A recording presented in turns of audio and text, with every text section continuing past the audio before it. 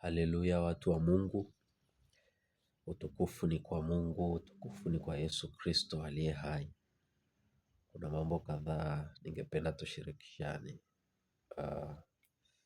Hapa nilikuwa nimeandika power of multiplication, nguvu ya kuzidisha. Kuna hali nilikuwa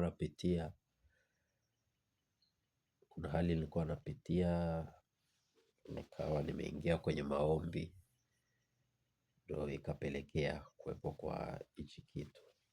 Nikaona ni vyema niwashirikishe ndugu zangu katika Kristo. Power of multiplication, nguvu ya kuzidisha.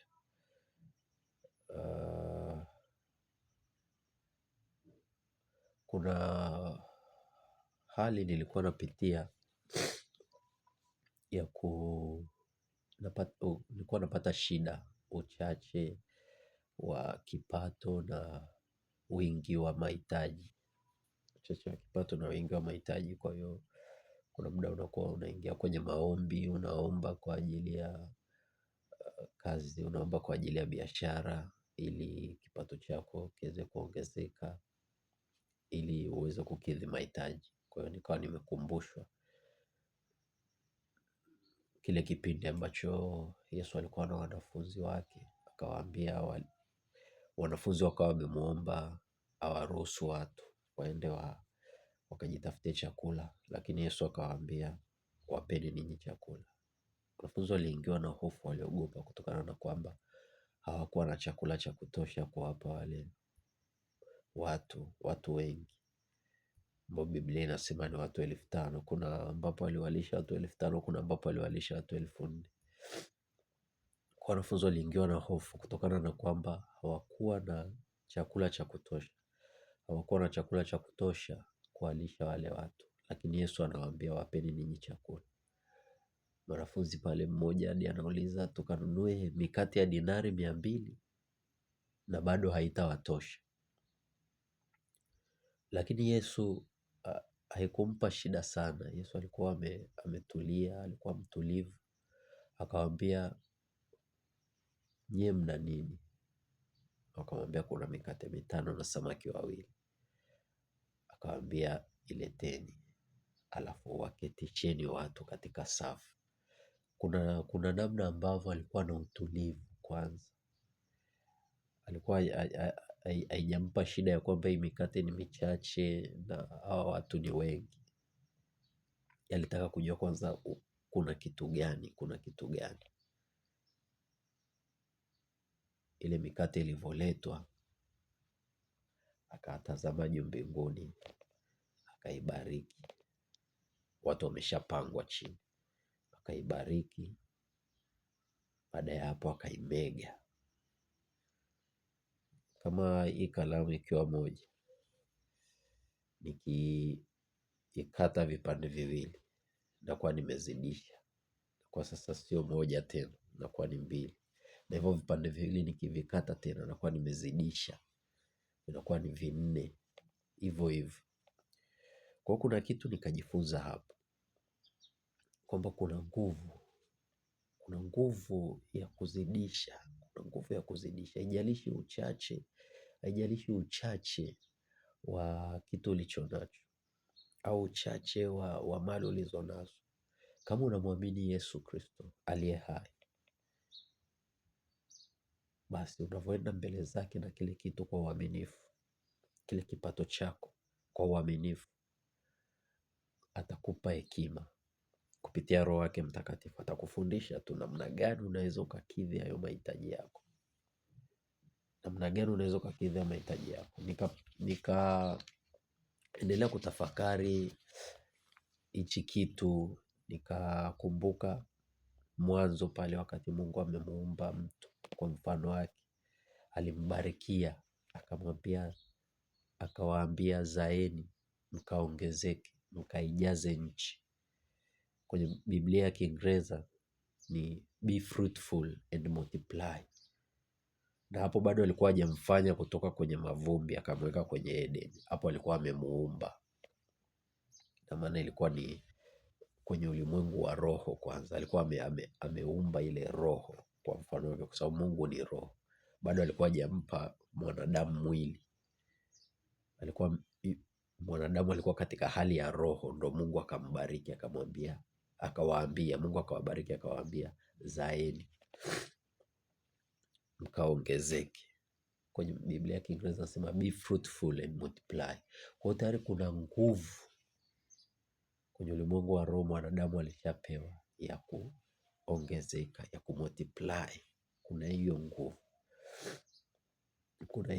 Kwa hiyo mara nyingi nakuwa napata shida, hii fedha ni chache, nina mahitaji mengi. Nakuwa nimefocus kwenye kuangalia wingi wa mahitaji.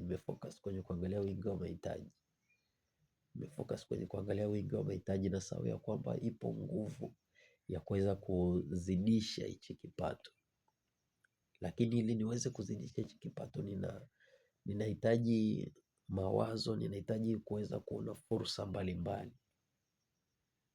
Ila kutokana sasa na ile focus yangu nimeipeleka kwenye wingi wa mahitaji, kipato ni kidogo, yani akili inakuwa ni kulalamika.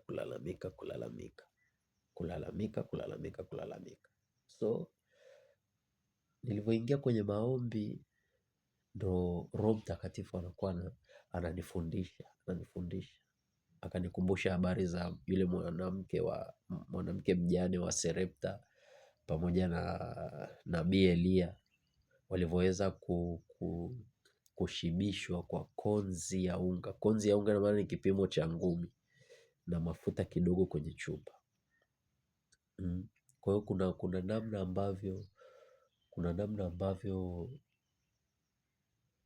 ambavyo Roho Mtakatifu ananifundisha nisiangalie ule uchache wa kipato. Niangalie msalaba. Kuna ukombozi. Haimaanishi kwamba tusiache kufanya kazi, hapana. Kuna kitu Mungu anataka kwanza aone, uaminifu wetu kwenye hicho kipato kidogo, kwenye kuyatimiza hayo mahitaji. Kuna muda mwingine unakuta nimepata fedha, malipo yangu inaniwia vigumu kutoa hata fungu la 10, kutoa hata sadaka, kutokana na kwamba naona mahitaji ni mengi. Hapa nikitoa fungu la 10 itatosha. Labda nimepata 100,000, nitoe 10,000, nitoe labda na sadaka hapo 5,000, 15,000, imebaki shilingi ngapi? Kwa hiyo najikuta nakimbilia, ngoja nitenge hii hela ya kodi, hela ya chakula. Lakini mwisho wa siku bado tena haikidhi mahitaji. Kwa kuna namna ambavyo nilikuwa ninamnyima Mungu nafasi kwenye kile kipato. Tuseme pale kwenye wale watu 5,000, yule ambaye alikuja na ile mikate 5 angekataa, akasema hapana, hii mikate yenyewe mimi haitanitosha, bado tulishe watu 5,000. Lakini aliitoa akaikabidhi kwa Yesu. Yesu akashukuru, akatazama juu, akashukuru, akaibariki na ikatoshe kuwalisha watu wote. Ile ilikuwa ni ishara ameifanya, lakini kuna kitu cha kujifunza hapo. Kwanza tunaona ule utulivu wake, akawapangilia watu chini, akamwambia wawekeni watu katika safu, watu 50. Ukisoma historia ya kuwalisha watu inapatikana kwenye Mathayo. Kuna Mathayo 15:32 hadi 39, kuna Marko 8:1 hadi 9. Hii ni pale alivyowalisha watu 4,000 kwa mikate 7 na visamaki vichache. Kuna Luka 9:12 hadi 17. Kuna Marko 6:35 hadi 43. Kuna Mathayo 14:15 hadi 21. Yohana 6:1 hadi 15. Kote huko utazipata hizi habari.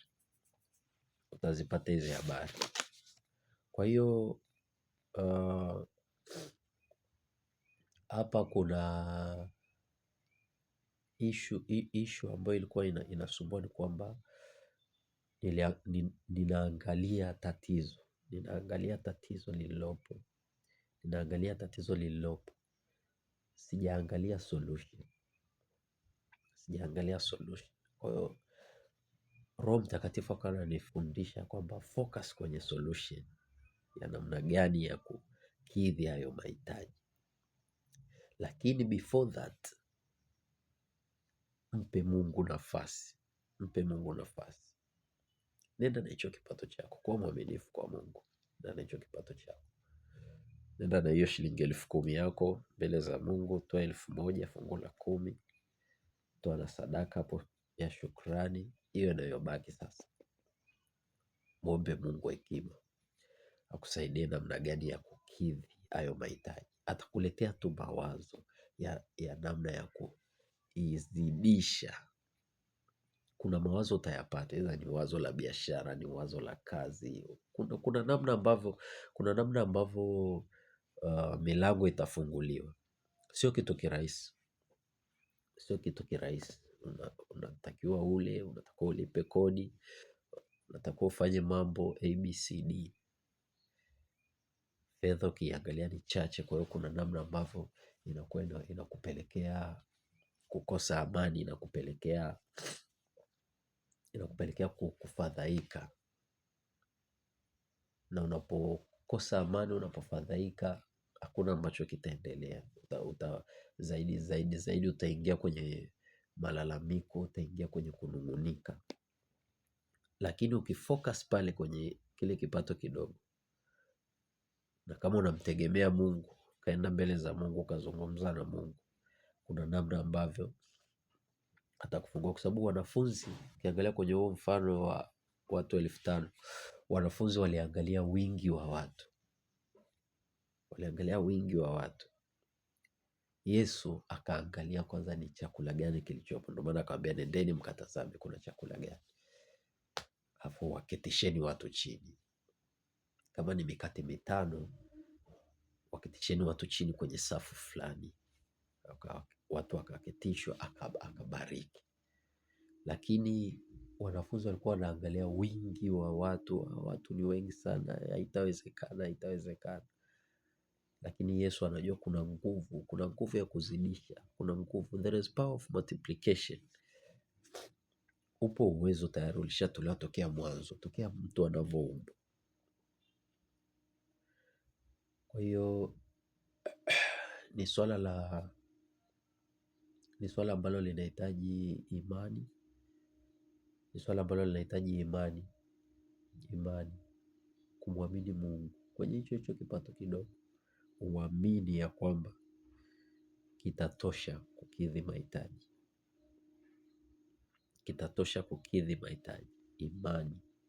Imani yako iko wapi? Yaani unatakiwa uweke ile imani ya kwamba hichi kipato kidogo kina uwezo wa kukidhi haya mahitaji. Kama yule mwanamke mjane wa Sarepta alivyoweka imani yake kwa Mungu. Okay, sawa. Kwa sababu alimwambia Elia, imebaki konzi moja ya unga na mafuta kidogo, nenda kujipikia mimi na mwanangu tukafe. Kwa sababu ndio hicho kilichokuwa kimebaki. Elia akamwambia nipikie kwanza mimi. Yule mwanamke akampikia. Kwa hiyo kuna namna ambavyo ukiwa na imani kwa Mungu kwa hicho kitu kidogo, kwa mwaminifu kwa Mungu kwa hicho kitu kidogo, ukamshukuru Mungu, kuna namna atazidisha. Mwangalie Musa na Wanaisraeli wako mbele ya bahari ya Shamu, nyuma Farao anakuja na jeshi lake. Majeshi ya Farao yanakuja kuwavamia. Mungu anamwambia, kwani unanililia? Usinililie mimi, nyosha mkono juu, nyosha fimbo juu ya bahari, ugawanye bahari. Mungu asemi niigawanye, mwambie nyosha. Kwani unanililia? Nyosha mkono juu, gawanya bahari. Bwana Yesu asifiwe sana. Kwa hiyo kuna nguvu ambayo tayari inakuwa ndani yetu, lakini imani tunakuwa tumeielekeza sehemu tofauti. Imani hatujaielekeza ya kwamba tunaweza kufanya hichi kitu. Kwa hiyo inabidi tuwe na ile imani ya kwamba hichi kitu kinawezekana. Ile imani itakupa utulivu. Ya kwamba hichi kitu kinawezekana. Kinawezekana vipi? kuna nguvu ambayo unaitegemea. Unamtegemea Yesu Kristo aliye hai. Imani yako ndio iko hapo. Imani yako haipo kwenye ule uchache. Imani yako haipo kwenye ule uchache wa kipato, haipo kwenye ule uchache wa nguvu. Imani yako iko pale kwa yule ambaye unamtegemea, kwamba kupitia Yesu Kristo itatosha. Ndio maana Daudi anamwangusha Goliati kwa kutumia jiwe, kwa sababu anambia ninakujia kwa jina la Bwana. Alimwamini Mungu. Mbona nimepambana na dubu, nimepambana na simba, kwa sababu Daudi alikuwa mchunga kondoo. Na wewe pia nitapambana na wewe, kwa sababu ninakujia kwa jina la Bwana. Kwa Daudi yeye alikuwa hajaweka imani kwenye nguvu zake. Kwa sababu angekuwa ameweka imani kwenye nguvu zake, alikuwa ni kitu kidogo sana kwa Goliathi.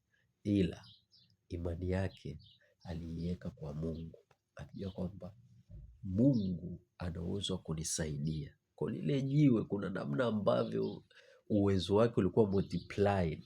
Kuna nguvu pale ziliongezeka. Kwa hiyo kuna nguvu ya multiplication. Yaani unavyoenda kwa Mungu kuna nguvu ya multiplication. Mungu hahitaji vitu vingi. Mungu hahitaji vitu vingi. Angalia hata Yesu. Yesu amezaliwa kwenye hori la ng'ombe. Ukiangalia watu wengine wa Mungu alikuwa anachagua watu great people.